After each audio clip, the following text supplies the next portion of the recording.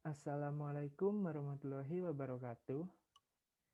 Kami dari kelompok 6 akan mempresentasikan tentang mengelola aset sumber daya data.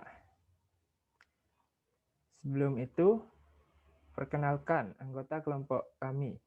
Yang pertama, ada saya, Orizal Ilham. Yang kedua, Zumrotul Habibah. Yang ketiga, Brian Firmansyah Putra. Oke, kita lanjut ke materinya.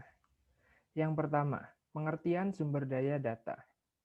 Data adalah sesuatu yang belum mempunyai arti bagi penerimanya dan masih memerlukan adanya suatu pengolahan. Data bisa berwujud suatu keadaan, gambar, suara, huruf, angka, matematika, bahasa, ataupun simbol-simbol lainnya yang biasa kita gunakan sebagai bahan untuk melihat lingkungan, objek, kejadian, ataupun suatu konsep. Data merupakan catatan atas fakta. Dalam keilmuan, fakta dikumpulkan untuk menjadi data.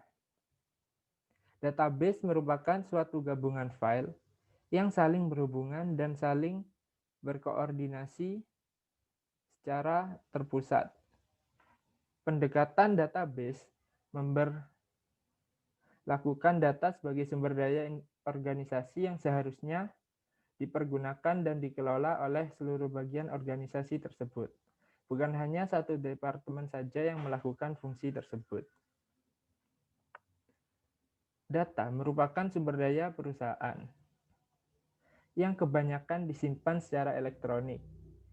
Manajemen data yang baik menjadi kunci ketercapaian sasaran-sasaran bisnis. Secara internal, data perusahaan akan di-share dan digunakan bersama.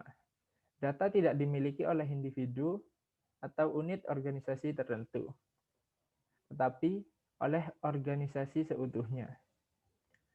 Data harus dikelola selayaknya aset perusahaan yang lain. Selanjutnya, sistem manajemen basis data atau bisa disingkat SMBD adalah suatu sistem perangkat lunak yang dirancang untuk mengelola suatu basis data dan menjalankan operasi terhadap data yang diminta oleh banyak pengguna. Sistem manajemen database mengorganisasikan volume data dalam jumlah yang besar, digunakan oleh perusahaan dalam transaksi sehari-hari. Data harus diorganisasikan sehingga para manajer dapat menentukan data tertentu dengan mudah dan cepat dalam pengambilan keputusan. Meningkatnya arti penting database sebagai sumber daya yang mendukung pengambilan keputusan telah mengharuskan para manajer mempelajari lebih jauh perancangan dan penggunaan database. Untuk itu, perlu dilakukan manajemen database yang terdiri dari proses pengumpulan, integritas pengujian, penyimpanan data, keamanan, pemeliharaan, pengorganisasian data, serta pengambilan data yang dibutuhkan perusahaan dalam pengambilan keputusan. Manajemen database sistem tidak dapat mengeliminasi pengulangan. Dalam keseluruhan organisasi, tapi dapat membantu mengendalikan adanya pengulangan. Akses dan ketersediaan informasi dapat ditingkatkan dan biaya pengembangan dan pemeliharaan data dapat dikurangi karena penggunaan dan programmer dapat menunjukkan pertanyaan ad hoc dari data dalam database. SMBD memudahkan mengelola data secara terintegrasi, memudahkannya dan mengamankannya. SMBD menggunakan model database yang berbeda untuk menjaga jalur kesatuan, atribut, dan hubungan.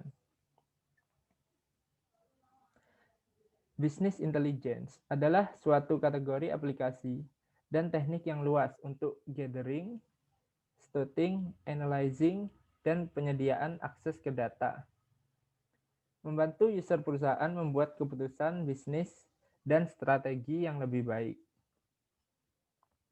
Aplikasi pokok termasuk aktivasi query dan reporting, online analytical processing. Itulah mengapa dilakukan manajemen terhadap data yang sangat berpengaruh dalam pengambilan keputusan suatu perusahaan. Yang selanjutnya ada konsep data. Konsep data ini ada 5. Yang pertama karakter, field, file, database, dan yang kelima catatan atau record. Karakter. Elemen logis data paling dasar adalah karakter. Karakter terdiri dari huruf, angka atau simbol lainnya. Contohnya seperti huruf A sampai Z dan angka 1 sampai macam-macam angka. Karena selanjutnya ada field adalah sekelompok karakter yang saling berhubungan. Contohnya kumpulan huruf dalam nama seseorang membentuk nama. Lalu yang ketiga ada file, adalah sekelompok catatan yang saling berhubungan. Klasifikasi file berdasarkan permanen file, ada file hidup, file transaksi, dan file historis.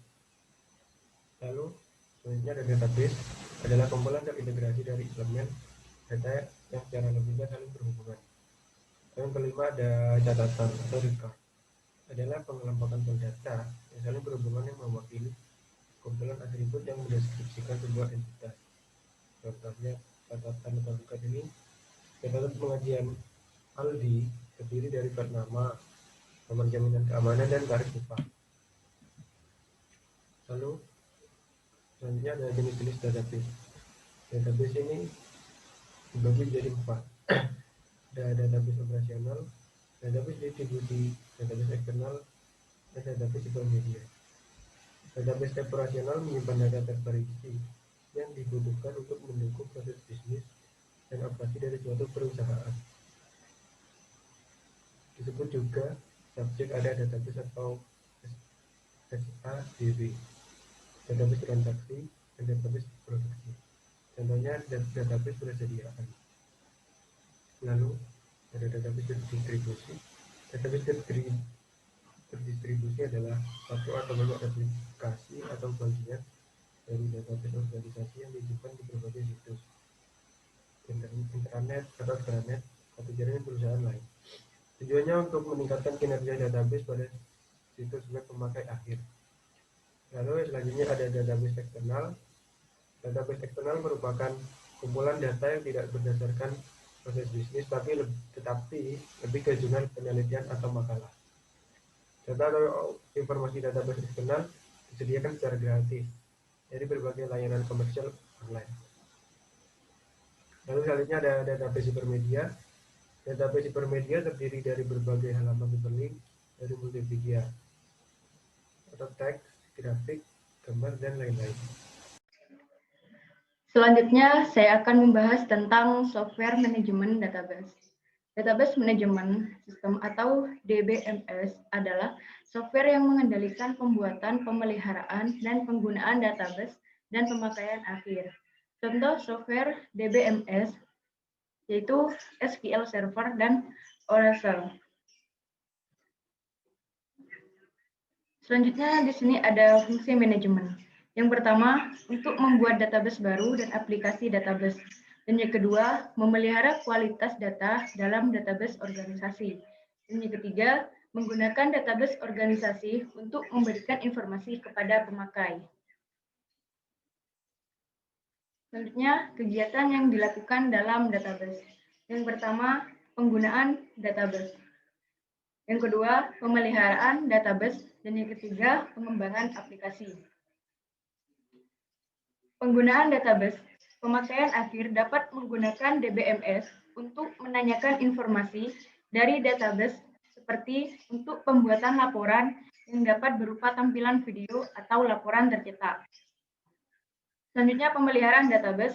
Database suatu organisasi perlu diperbarui secara terus-menerus untuk mencerminkan transaksi bisnis yang baru seperti menambahkan, menghapus, memperbarui, dan memperbaiki data dalam database. Selanjutnya, pengembangan aplikasi. Software DBMS memerankan peranan penting dalam pengembangan aplikasi karena mempermudah dalam mengembangkan tampilan entry data, form laporan, atau halaman web yang mengakses database untuk mencari dan memperbarui. Sekian dari kelompok kami. Mohon maaf jika ada salah kata. Wassalamualaikum warahmatullahi wabarakatuh.